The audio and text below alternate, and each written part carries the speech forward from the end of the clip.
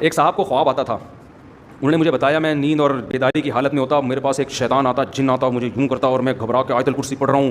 اور میں یہ پڑھ رہا ہوں اور وہ میری آنکھ کھل جاتی، وہ جن مجھے بہت تنگ کر رہا ہے، تو آپ مجھے کوئی وظیفہ بتائیں۔ میں نے کہا وظیفہ تو تم نے پڑھ لیا نا، ہوا علاج، کہہ رہے ہیں نہیں وہ تو اور مسلط ہو رہا ہے۔ میں نے کہا اس کا حل یہ ہے اب اگر جن آئے نا تو وظیفہ نہ پڑھو،